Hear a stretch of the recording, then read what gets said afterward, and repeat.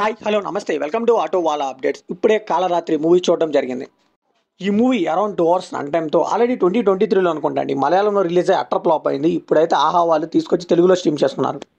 So కొద్దిగా title అయితే ఇంట్రెస్టింగ్గా ఉందని మూవీ అయితే స్టార్ట్ చేశానండి. మూవీ చూసాక నాకు అర్థమైంది ఈ మూవీలో కూడా ఏమీ లేదని. సో అంతా సాగదీశారు తప్పితే కంటెంట్ అయితే లేదండి. ఇంకా తెలుసు కదా మన ఆహా వాళ్ళు ఏరుకోరు మరి రాడ్లే తీసుకొస్తారని.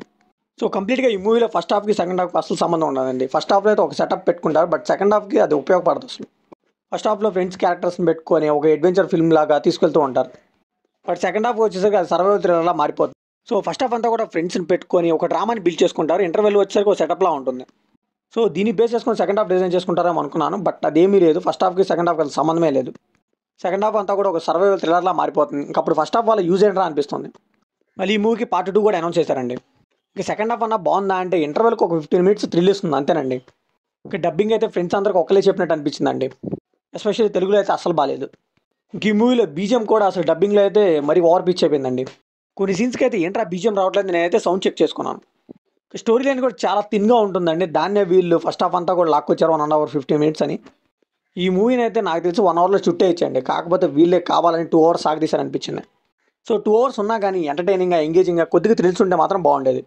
ఈ మూవీ ఫ్యామిలీతో చూడొచ్చా అంటే ఎస్ చూడొచ్చు, అలాంటి కంటెంట్ ఏం లేదు. ఈ మూవీ బేసిక్ స్టోరీ వచ్చేసి కొంతమంది ఫ్రెండ్స్ అంతా కలిసి ఒక ఆర్గానిక్ ఫార్మింగ్ చేస్తూ ఉంటారు. ఇంతలో వాళ్ళ ఫ్రెండ్ ఒకరు వచ్చి ఇంకో చోట పెడదాం, మనం ఎక్స్టెండ్ చేద్దాం బిజినెస్ అంటాడు. సో అక్కడికి వీళ్ళంతా కలిసి వెళ్తారు. అక్కడ ఏం జరిగింది, అసలు వీళ్ళు బిజినెస్ పెట్టారా లేదా, ఇదంతా తెలియాలంటే ఈ మూవీ ట్రై చేయాల్సిందే. ఇక పాజిటివ్ నెగిటివ్స్ అని చెప్పనంటే నార్మల్గా చెప్పేస్తాను. ప్లస్ పాయింట్స్ అయితే స్టోరీ కానీ సినిమాటోగ్రఫీ కానీ వాళ్ళ యాక్టింగ్ కానీ ఇవేనండి.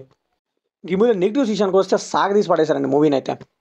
కానీ ఫస్ట్ హాఫ్లో వీళ్ళు పెట్టుకున్న సెటప్కి మాత్రం సెకండ్ హాఫ్లో అన్నిటికీ పే ఆఫ్ ఉంటుంది, మంచి ట్విస్ట్లు థ్రిల్స్ ఉంటాయి అనుకున్నాను, కానీ అవి ఏమీ లేవండి. చాలా డిసప్పాయింట్ చేశారు సెకండ్ హాఫ్లో.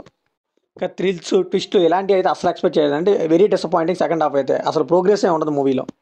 ఇంకా అక్కర్లేని సాంగ్స్, ఇంకా ఫైట్లకి అయితే దండం అండి. అవి ఎందుకు వస్తాయో వాళ్ళకే తెలియాలి. సో ఫైనల్గా ఈ మూవీకి మనం ఇచ్చే వర్డిక్ట్ ఏంటంటే ఇంట్రెస్టింగ్ స్టోరీ లేని కానీ ఎగ్జిక్యూషన్ అయితే టోటల్గా పోయిందని చెప్పాలి. కొంచెం థ్రిల్స్ ట్విస్ట్లు పెట్టుకుంటే చాలా బాగుండేది. సో ఇది కంప్లీట్ నా ఒపీనియన్ మాత్రమే. మరి ఈ మూవీ మీకు ఎలా అనిపించిందో కమెంట్లో షేర్ చేసుకోండి. లైక్ చేయండి, షేర్ చేయండి, వెళ్ళే ముందు సబ్స్క్రైబ్ చేసుకోండి.